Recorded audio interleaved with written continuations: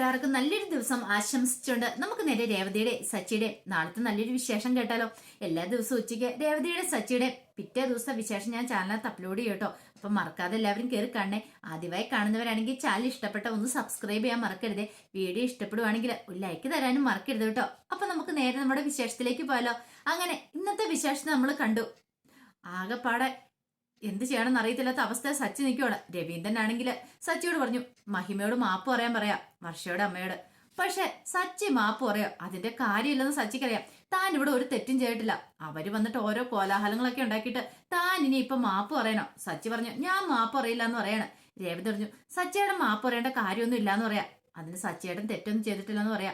ഇത് കേട്ടപ്പോ ചന്ദ്രമതി ഇടയ്ക്ക് കയറി ഇതേ രേവതി നീ ഈ കാര്യത്തിൽ ഇടപെടണ്ടെന്നൊക്കെ പറയണം. ഇത് കേട്ടപ്പോ രേവതി പറഞ്ഞു എന്റെ ഭർത്താവിന്റെ കാര്യത്തിൽ ഞാനല്ലാതെ പിന്നെ ആരെ അമ്മ ഇടപെടുന്നതെന്ന് ചോദിക്കുകയാണ്. ചന്ദ്രമതിക്ക് കിട്ടാനുള്ള കിട്ടി. പിന്നീട് രേവതി സച്ചിയോട് പറഞ്ഞു ബാ സച്ചേട്ടാ എന്ന് പറഞ്ഞ് മുറിയിലേക്ക് വിളിച്ചോണ്ട് പോവാണ്. അങ്ങനെ അവര് മുറിയിലേക്ക് പോയി കഴിഞ്ഞപ്പോ തന്നെ ചന്ദ്രമതിക്ക് സമാധാനായി. രക്ഷപ്പെട്ടു, ഒരു വലിയ പ്രശ്നം വന്നാ.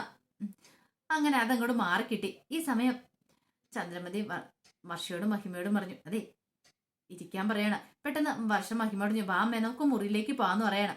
അങ്ങനെ മഹിമേനെ കൂട്ടിക്കൊണ്ട് മുറിയിലേക്ക് പോണ സമയത്ത് ചന്ദ്രമതി പറഞ്ഞു അതെ ഫുഡൊക്കെ കഴിച്ചിട്ട് പോയാൽ മതി എന്നൊക്കെ പറയാണ്.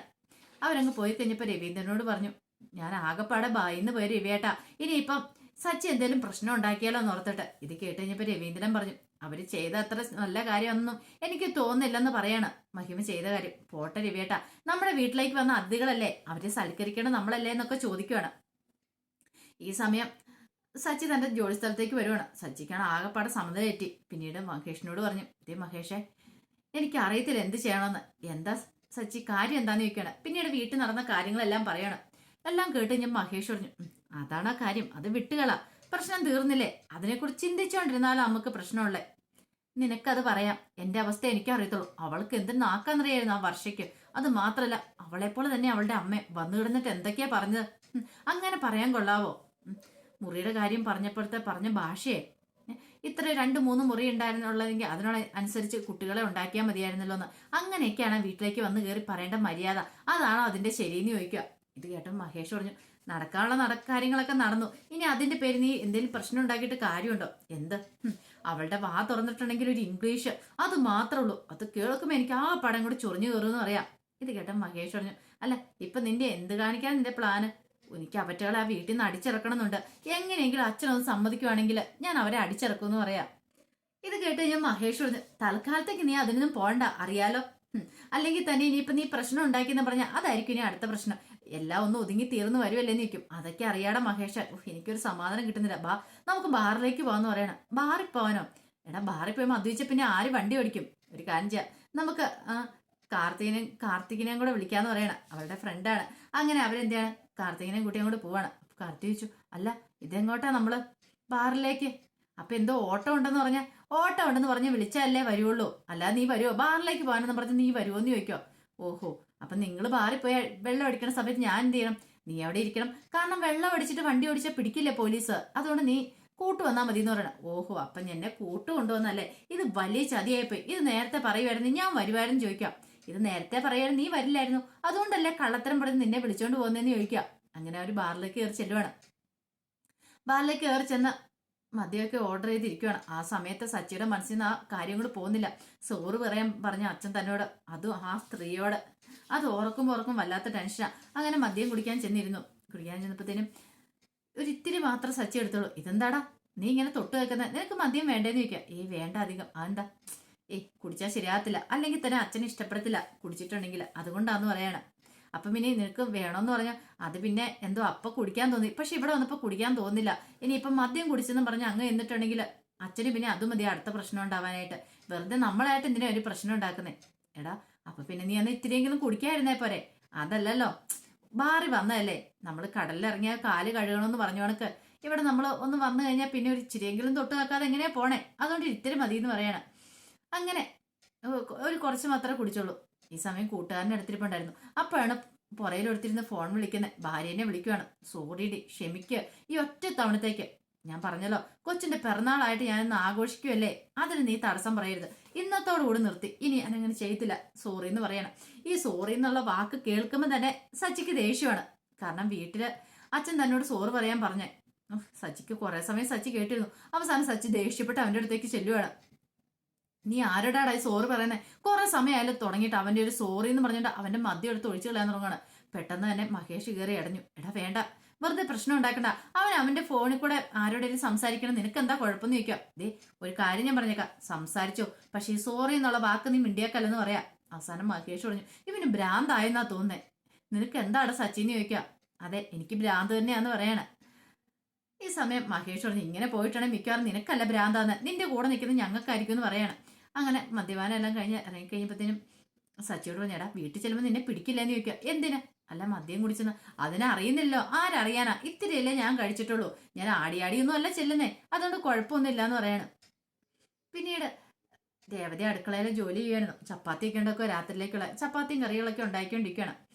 ആ സമയം ചന്ദ്രമതിയും രവീന്ദ്രനും ഹാളിൽ തന്നെ ഇരിക്കുന്നുണ്ടായിരുന്നു. അപ്പോഴാണ് സച്ചിയുടെ വരവ്. സച്ചി അങ്ങോട്ട് കയറി വന്നപ്പം രവീന്ദ്രൻ ചോദിച്ചു, ആഹാ നീ ഫുഡ് കഴിച്ചോന്ന് നിൽക്കും. ഇല്ല, എന്നാ പോയി കഴിക്കാൻ പറയണം. അപ്പോഴേക്കും രേവതി അങ്ങോട്ടേക്ക് വന്നു. രേവതിയോട് രവീന്ദ്രൻ പറഞ്ഞു, ഇതേ സച്ചിക്ക് ഫുഡ് കൊടുക്കാൻ പറയണം. സച്ചിയുടെ ആ നിപ്പ് കണ്ടപ്പോഴത്തേന് രേവതിക്ക് ഒരു പന്തികേട്. സച്ചിയുടെ അകത്തേക്ക് വരാൻ പറയണം അടുക്കളയിലേക്ക്. അങ്ങനെ സച്ചി അടുക്കളയിലേക്ക് വന്നു. ചെന്ന് കഴിഞ്ഞപ്പോഴത്തേന് സച്ചി പറഞ്ഞു, അതെ എനിക്ക് ചപ്പാത്തി വേണ്ട, 2 ഓംലേറ്റ് മതി എന്ന് പറയണം. ഓംലേറ്റോ? അതെ, നന്നായിട്ട് സബോളയൊക്കെ ചേർത്ത് 2 ഓംലേറ്റ് ഇങ്ങ് എടുക്കാൻ പറയണം. ഇത് കേട്ട് കഴിഞ്ഞപ്പോഴത്തേനും രേവതി സച്ചിനെ നോക്കി. പിന്നീട് സച്ചിയുടെ അടുത്തേക്ക് ചെല്ലുകയാണ്. സച്ചിയുടെ അടുത്ത് എന്നിട്ട് ചോദിച്ചു, സച്ചിയുടെ മദ്യപിച്ചിട്ടുണ്ടോ എന്ന് ചോദിക്കും. ഞാനോ? ഞാൻ മദ്യപിച്ചിട്ടൊന്നുമില്ല, സത്യം പറ സച്ചിയേട്ടാ, മദ്യപിച്ചിട്ടില്ലേന്ന് ചോദിക്കാം. ഇത് കേട്ടാ സച്ചി എന്ത് ചെയ്യണം, അങ്ങോട്ടും ഇങ്ങോട്ടും 2 തവണ അങ്ങോട്ട് നടന്നൊക്കെ കാണിക്കുകയാണ്. എങ്ങനെയുണ്ട്, എന്നെ കണ്ടാ മദ്യപിച്ചായിട്ട് തോന്നുവോ? ഇത് കേട്ടാ രേവതി പറഞ്ഞു, എന്നോടാണോ പറയണേ? എന്താ ഞാൻ മദ്യപിച്ചിട്ടൊന്നും 4 കാലിൽ ആടിയൊന്നും അല്ലോ എന്നേ, പിന്നെ നീ എങ്ങനെ പറഞ്ഞ ഞാൻ മദ്യപിച്ചിട്ടുണ്ടെന്ന്? അതെ ഞാൻ ആദ്യമായിട്ടൊന്നും അല്ല സച്ചിയേട്ടനെ കാണുന്നേ, എനിക്ക് മനസ്സിലായ സച്ചിയേട്ടൻ മദ്യപിച്ചിട്ടുണ്ടെന്ന്. ഇത് കേട്ടത് സച്ചി പറഞ്ഞു, അതിന് ഞാൻ അധികമൊന്നും കഴിച്ചില്ല, ഒരു ഇത്തിരി മാത്രം. മദ്യപിച്ചിട്ടുണ്ടോ അതാണ് എന്റെ ചോദ്യം എന്ന് പറയണം. ഇതേടെ സച്ചി മിണ്ടിയില്ല. ഓഹോ അപ്പൊ അതാണല്ലേ. പിന്നീട് സച്ചിയോട് പറഞ്ഞു, അതെ ഓംലെറ്റ് ഒന്നും ഉണ്ടാക്കി തരാൻ പറ്റില്ല, വേണമെങ്കിൽ ചപ്പാത്തിയും കറിയും കഴിച്ചോളാൻ പറയണം. ചപ്പാത്തിയും കറിയോ? എനിക്ക് വേണ്ടാന്ന് പറയണം. പിന്നെ ഇതൊക്കെ ഞാൻ ആർക്ക് വേണ്ടി ഉണ്ടാക്കി കൂട്ടുന്നേ? ഇത് കേട്ടപ്പോഴത്തേനും സച്ചി പോയി നോക്കുവാണ്. കാസറോളിനകത്ത് കുറെ ചപ്പാത്തി ഇരിക്കുന്നു. ഇത് 10-15 ചപ്പാത്തി ഉണ്ടല്ലോ, ഇതെന്തിനാ ഇത്രേ? അത് പിന്നെ വർഷയ്ക്ക് ശ്രീകാന്തിനും കൂടെ വേണ്ടേ, അവരും ഫുഡ് കഴിക്കാതല്ലേ വരുന്നത്, അവർക്കും വേണ്ടേന്ന് ചോദിക്കോ.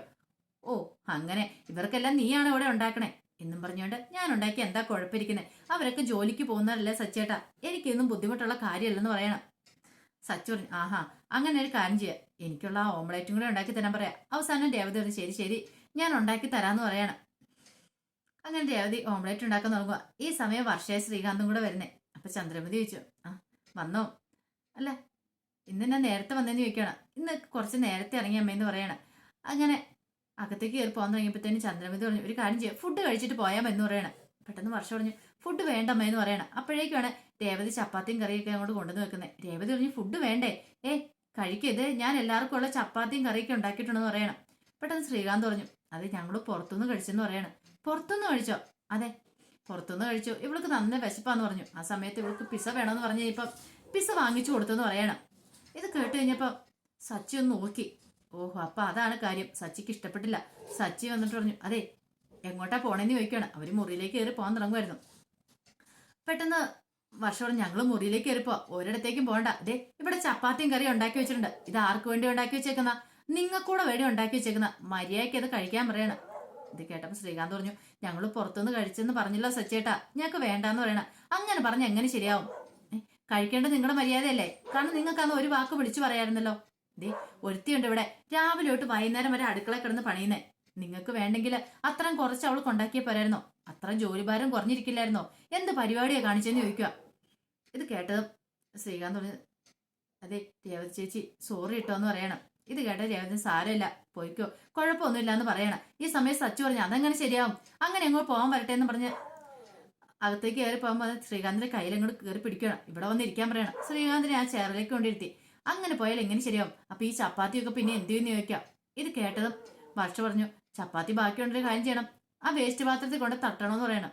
ഓഹോ ഇത്രയും ചപ്പാത്തി വേസ്റ്റ് പാത്രത്തിൽ കൊണ്ട് തട്ടണോ അല്ലേ, കൊള്ളാലോ, നിന്റെ അഭ്യാസമൊക്കെ മനസ്സിൽ വെച്ചാൽ മതി എന്ന് പറയണം. പിന്നീട് ശ്രീകാന്തിനോട് ഇത് കഴിക്കാൻ പറയണം. ശ്രീകാന്ത് പറഞ്ഞു, എനിക്ക് വേണ്ട സച്ചേട്ടാന്ന് പറയണം. അപ്പോഴേക്കും ശ്രുതിയും കൂടെ ഇറങ്ങി വന്നു. എന്താ കാര്യം എന്ന് ചോദിക്കുകയാണ്. ചപ്പാത്തി പ്രശ്നമാണെന്ന് മനസ്സിലായി. ശ്രുതി പറഞ്ഞു, അവര് വേണ്ടെങ്കിൽ പിന്നെ എന്താ കുഴപ്പം, അവര് പുറത്തുനിന്ന് ഫുഡ് കഴിച്ചിട്ട് വന്നല്ലേ സച്ചി, പിന്നെ നീ എന്തിനാ നിർബന്ധിക്കുന്ന ചോദിക്കും. അതെ, നീ ഇതിനകത്ത് കയറി ഇടപെടേണ്ട കാര്യമില്ല. ഓടിപ്പോയമാര് രണ്ടുപേരും കൂടെ കമ്പനി അടിച്ചിട്ട് എനിക്കിട്ട് പണിയാൻ നിൽക്കരുത് എന്ന് പറയാണ്. ശ്രുതി പറഞ്ഞു, എന്താ സച്ചി ഇങ്ങനെയൊക്കെ? ഈ സമയം ഭാഷ പറഞ്ഞു, കണ്ടില്ലേ ദേ ഈ ഞങ്ങളുള്ളതുകൊണ്ട് എനിക്ക് ഇവിടെ നിൽക്കാൻ ഇഷ്ടമില്ലാത്ത ഒന്ന് പറഞ്ഞ് രണ്ടാമത്തേന് എന്തിനും അടിയും വഴക്കും മാത്രമേ ഉള്ളൂ. പറഞ്ഞ ഒട്ടും മനസ്സിലാകത്തുമില്ല. എന്തൊരു സ്വഭാവമാണെന്ന് ഇതൊക്കെ പറയണം. ഇത് കേട്ട് കഴിഞ്ഞപ്പോഴത്തേനും ശ്രീകാന്ത് പറഞ്ഞു, പക്ഷേ വേണ്ട, നീ ഒന്നും പറയണ്ടെന്ന് പറയണം. എങ്ങനെ പറയായിരിക്കും, ഇപ്പൊ തന്നെ കണ്ടില്ലേ എന്ന് ചോദിക്കണം. അപ്പോഴേക്കും അത്ര സമയം രവീന്ദ്രൻ അങ്ങോട്ട് വന്നില്ല. രവീന്ദ്രൻ വന്നിട്ട് പറഞ്ഞു, എന്താ അവിടെ പ്രശ്നം? സച്ചി, വേണ്ടെങ്കിൽ അവൻ കഴിക്കണ്ട, നീ എന്തിനാണ് നിർബന്ധിക്കുന്നേ? പുറത്തുനിന്ന് കഴിച്ചെന്ന് പറഞ്ഞില്ലേ? അച്ഛാ, പുറത്തുനിന്ന് കഴിച്ചാൽ കുഴപ്പമില്ല, പക്ഷെ അത് വിളിച്ചു പറയേണ്ട മര്യാദ ഉണ്ടായിരുന്നല്ലോ, അതല്ലേ ചെയ്യണ്ടേ? ഇപ്പൊ തന്നെ കണ്ടില്ലേ ഇവിടെ എത്ര പേർക്കുള്ള ഫുഡ് ഉണ്ടാക്കി ഇവിടെ കാത്തിരുന്നേന്ന് ചോദിക്കുവാണ്. ഈ സമയം ശ്രുതി ശ്രീകാന്തിന് സപ്പോർട്ട് ചെയ്യണം. സച്ചിക്ക് ദേഷ്യം വന്നു. സച്ചി എന്ത് ചെയ്യണം, കുറച്ച് ചപ്പാത്തി വാരി കറിയിലേക്ക് മുക്കി അത് ശ്രീകാന്തിന്റെ വായിലേക്ക് അങ്ങോട്ട് തിരികെ കൊടുക്കണം. നീ കഴിക്കടാ, നീ കഴിച്ചിട്ട് പോയാൽ മതി എന്ന് പറയാം. അവസാനം ശ്രീകാന്തിനെ വിക്കി വാശി വെച്ച്, നിങ്ങൾ എന്ത് നോൺസെൻസ് കാണിക്കണം ചോദിച്ചാൽ കുറച്ച് ഇംഗ്ലീഷിൽ അങ്ങ് സംസാരിക്കുകയാണ്. ആ സംസാരം കേട്ട് സച്ചി പറഞ്ഞു, അതെ ഇംഗ്ലീഷൊക്കെ നിന്റെ വീട്ടിൽ വെച്ചാൽ മതി, ഇത് വീട് വേറെയാ, മലയാളത്തിൽ പറഞ്ഞാൽ മതി എന്ന് പറയണം. അതെ, പറഞ്ഞാൽ മനസ്സിലാവില്ലേ നിനക്ക്? വേണ്ടാന്ന് പറഞ്ഞാല് പിന്നെ എന്തിനാ നിങ്ങൾ നിർബന്ധിക്കുന്നേ എന്നൊക്കെ ചോദിച്ചുകൊണ്ട് ശ്രീകാന്തിന്റെ കയ്യെ പിടിച്ചിട്ട് ബാ ശ്രീകാന്ത് എന്ന് പറഞ്ഞിട്ട് കയ്യെ പിടിച്ചു ചോദിച്ച് അങ്ങോട്ട് പോകാൻ തുടങ്ങുവാണ്. ഈ സമയത്ത് രവീന്ദ്രനാണ് എന്ത് ചെയ്യണമെന്ന് അറിയത്തില്ല. രവീന്ദ്രനോട് ശ്രീകാന്ത് പറഞ്ഞു, അച്ഛാ എനിക്ക് വേണ്ടാത്തോണ്ടാന്ന് പറയണേ. പെട്ടെന്ന് വർഷ പറഞ്ഞു, അച്ഛാ ഒരു കാര്യം ഞാൻ പറഞ്ഞേക്കാം, വേണ്ടാത്ത ആളെ നിർബന്ധിച്ച് കഴിപ്പിക്കേണ്ട കാര്യമുണ്ടോ? അത് പിന്നെ നിങ്ങൾക്ക് വേണ്ടിയും കൂടെ ഉണ്ടാക്കിയതുകൊണ്ടായിരിക്കും അവൻ അങ്ങനെ പറഞ്ഞെന്ന് പറയാം, അവന്റെ സ്വഭാവം അറിയാലോ എന്ന് പറയാം.